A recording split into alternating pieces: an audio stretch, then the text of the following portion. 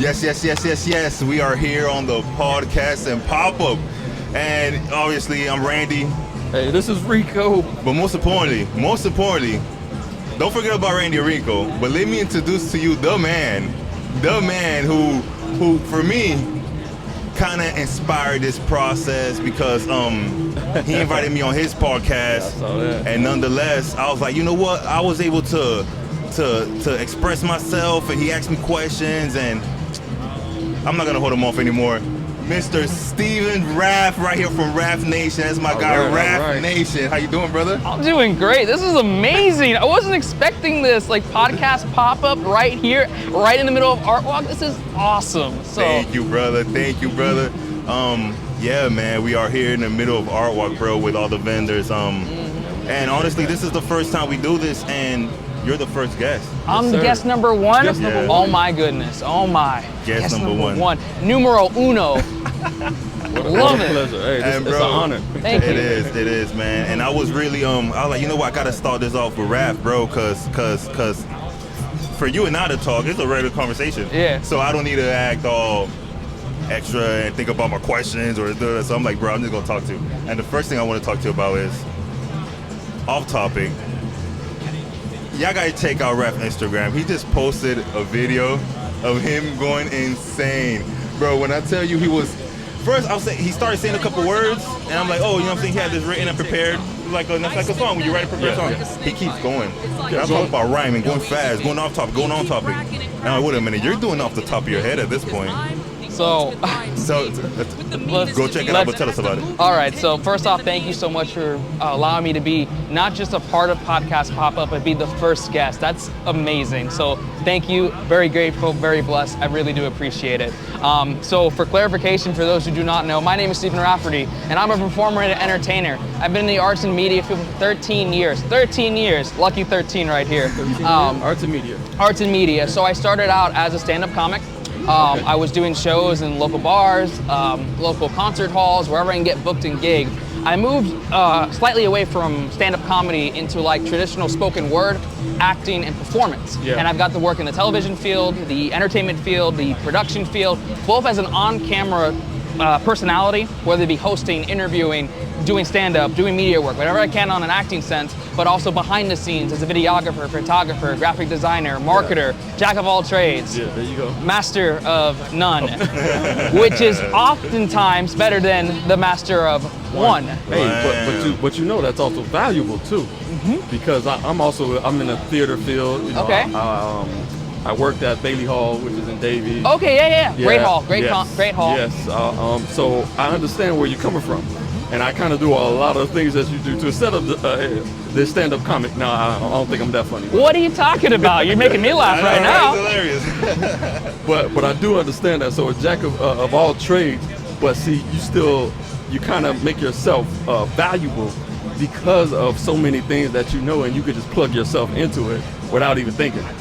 Absolutely. And I feel like one of my strongest kind of skill sets is my versatility, just being adaptable in a lot of different situations, so where I can apply other skill sets into more interesting, complex, and extreme situations. Yeah. So going back to answering there, you got a chance to see a sneak peek of my live special, which is something that's been honestly 13 years in the making, to actually film and produce a live comedy special with different guests, different performers. And it was a hybrid of traditional stand-up, spoken word, which is where you're asking that question for, and then interviews for my podcast, which Randy was on, These Are Questions. That spoken word was specifically more or less as a hype introduction for the special, but also to highlight my range and my versatility within spoken word, talking really fast, slowing things down, going off topic, on topic. You said on my head.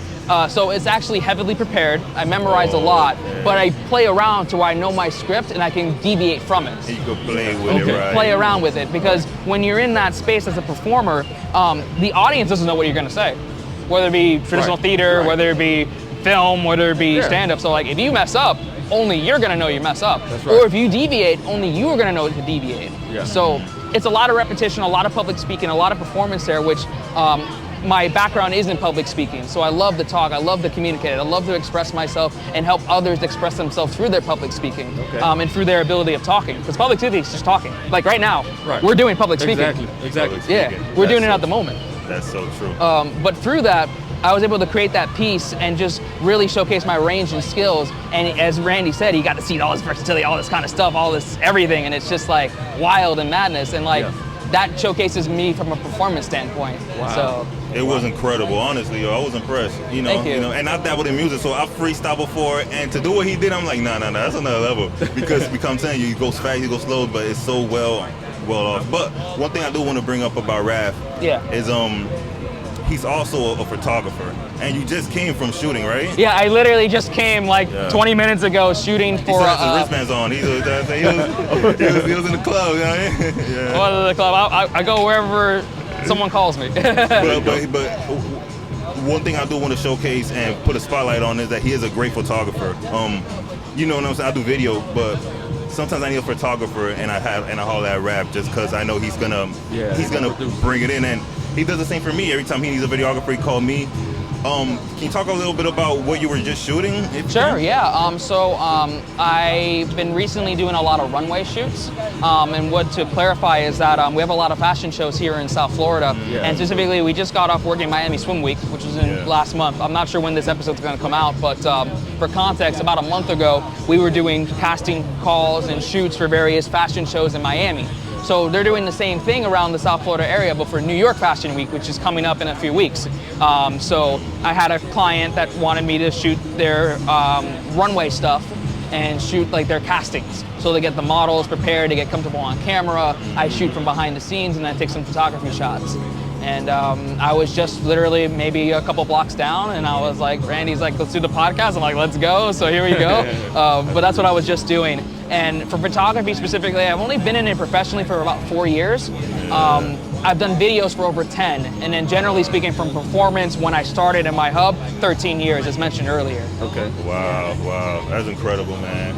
And I want to thank you for that, bro, because honestly, when I did your podcast, it was such a cool conversation that, like, you know what, I want to bring some of that element in here, you know what I mean? And sure. I'm just going to ask him questions he asked me, because I want to know the answer to him. Okay. So, off the top, I'm going to ask you a various of questions, and I just want you to answer quickly. Okay. All right? Okay. And we're going to call this the altitude measurement, okay? Okay. Which is crazy. I don't know where I'm going with this, but I'm going with it. Okay, we're going to see. All right. 2 things. Okay. Would you skydive or bungee jump? Neither. I don't want to do that. Neither? Why? Because it's scary. and I can fly, and I'm going to get my afro stuck in the bungee jump. You know what I mean? Or on the plane, like the person's going to carry me, and it's going to be the afro stuck. It's going to be a disaster. It's gonna be, you know, I've asked that question, everybody says the same thing, neither. All right, I'll go with another one. Okay.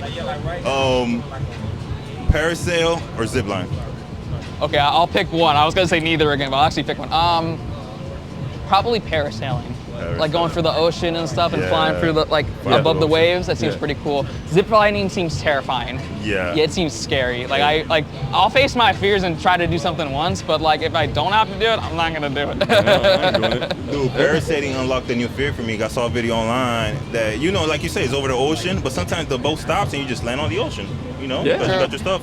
And it goes, the boat just keeps going, and he's about to land, and from the guy's GoPro on top, you see it is a farm of jellyfishes where he is about to land. Oh wow. So that's scary. That was terrible. Oh man, it was a new fear unlocked. I bet. I'm sorry, what is it? No, I was gonna say, I don't mean to cut off or anything, but like I love the beach. I love being in the ocean when I get a chance to. But like jellyfish in general, like if you mess with them, they will sting you so hard, so painful. Repeatedly. I can't stand the beach. All right, the next one. Would you walk a tightrope or a mountain climb? Why are these like intense physical feats? It's so intense. Do you have a fear of heights?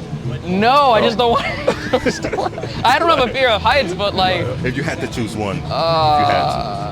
I guess. Okay. Question: what's under the tightrope? Like, is it just like air? Air. Oh. You should have analyzed it. Wait a minute. And how big's the mountain? That's my next. Is it like Mount Everest? The second to biggest on that state in the world. Because like there was the dump like a couple blocks down. That's like a big hill. Is that a mountain? Does that count? That's a good mountain. Yeah, that's a hill. That's a mountain to me. I guess mountain climb. I guess, but like, man, This altitude is literally like physical feats that I don't want to do. That's fine, man. That's good though, I like it. I just want to ask you a question to bring you out your element, bro. And what do you have going on after this? Well, right now, right after this, I'm going to be shooting for Artwalk. Really? I'm doing the photos. That's what you called me. You're like, hey, I need photos. For sure. I'm kind of finishing up for the evening. I'm going to take some photography stuff. I'm teaching some younger photographers that are newer into the industry, just like how I kind of communicate and shoot with my talents. So I'm going to work with that for a little bit. I'm going to have fun tonight. You know what I mean? Now I'm like chilling, and I get to be with you guys. So I'm like, this is great. You know what I mean? That's why I like the Artwalk, and I thought doing this at the Artwalk was so important and so cool, because me and Rico could, you know, just engage with the vendors and bring awareness to them, and just have conversations to kind of build their brand and ours as well. Yeah. At the same time. And I love it from a podcasting perspective, as we just collaborated on These Are Questions, which, you know, if you're listening, watching right now, check out These Are Questions right after this podcast, okay? Season 6, check out Randy's episode. Maybe I'll get Rico on in the future. Maybe, I don't know. Season 7, maybe. I don't know. We're going to do it. Now it's on camera. All right. But through podcasting, said this is a really cool, unique setup, because a lot of creators are moving to podcasting because they want to have those natural conversations. So, like, this is a great idea. I love this. Yeah, thank you. This is cool. Thank you, bro. From a creative to a creative, I respect that a lot. I respect that a lot, bro. So, dude, quick question that I think that I want to know, and other people want to know. What got you, I know because you're creative, you're art, but what made you pick up a camera and start capturing moments the very first time? Why? Great question. It kind of goes stemming when I started in YouTubing, because originally I was a YouTuber. I started in YouTube in 2010, and that's how everything kind of divulged into everything. I started making YouTube videos with a camera. Why I decided to start thinking about it was like, to kind of give my backstory. Originally I was a computer programmer. So I was making video games and mobile games. I was working for a company called Abysmal Essence, which they're most famous for doing web development work for a game called Robot Unicorn Attack from Adult Swim Games, which is part of Hanna-Barbera and like up in Georgia and stuff. So I was an intern. I realized that computer programming from the programming math sense and technical sense wasn't for me. I like more of the visual design and creating the characters and the concepts and the graphics. So I realized, okay, that's not for me. I had my first of many midlife crises at the young age of 15, where I realized I needed to figure out what I wanted to do with my life. The two things I wanted to do was computer programming, and secondly, to be a professional wrestler, which I did do at one point. But at the time, I was like, okay, programming's not for me. I'm definitely not gonna do wrestling. That's too young for that. But, you know what I mean? What am I gonna do there? I did it later in life.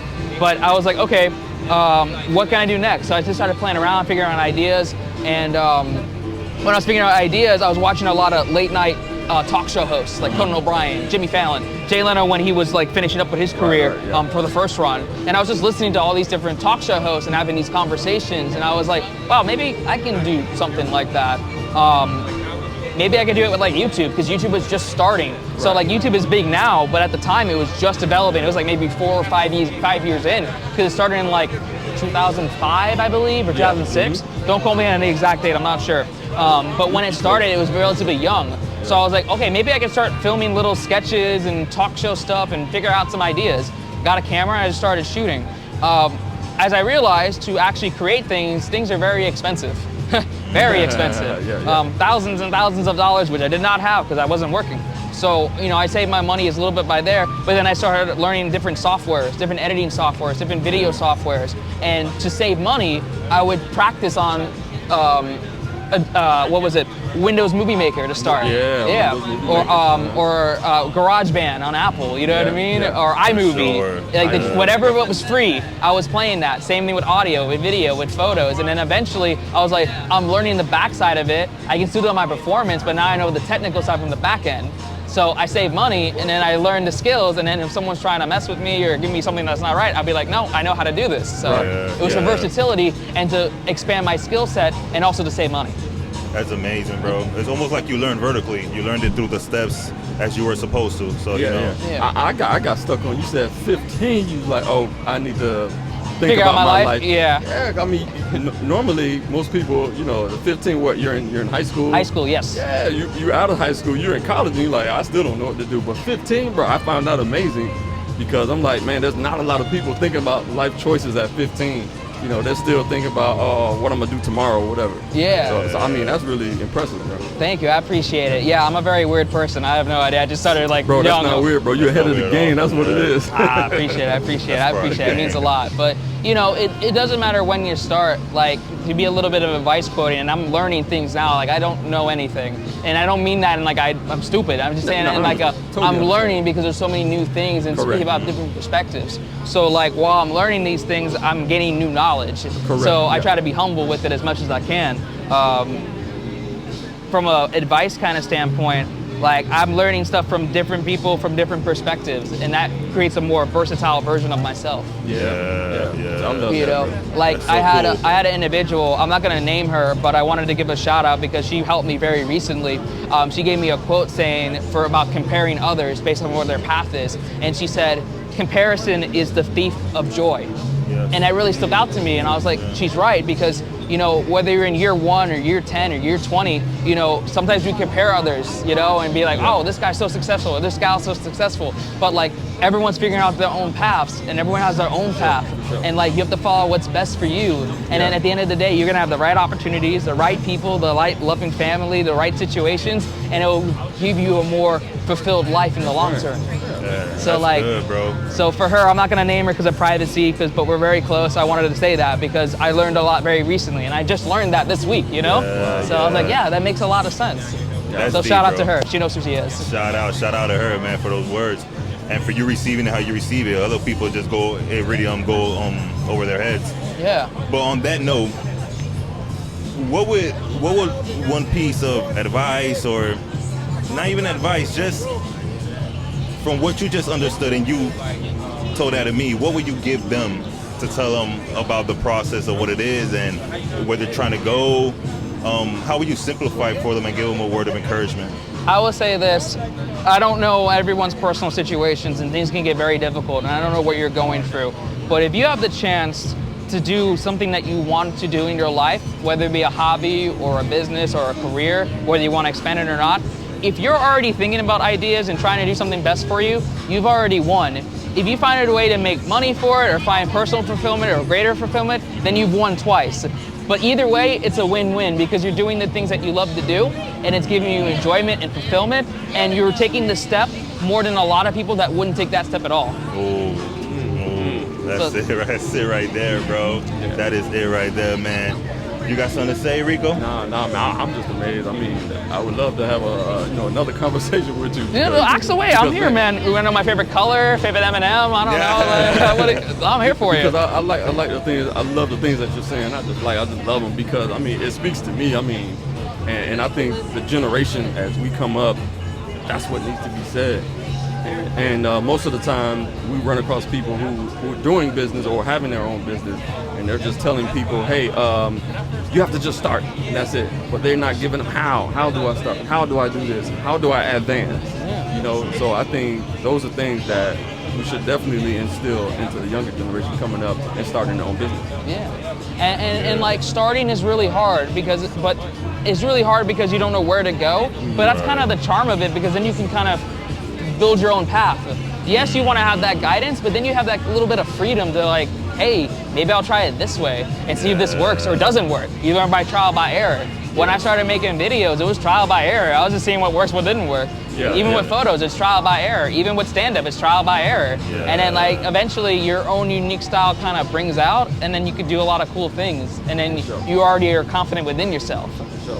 That's good, bro. That's so good. I'm inspired right now. Yeah. Oh, what are you talking about? I'm just happy you guys are doing this. See, like you started. You said this is episode number 1. You're doing it right now. You're doing the thing you want to do. It's amazing. That's it. And just like you said, we're not anchored to a specific path.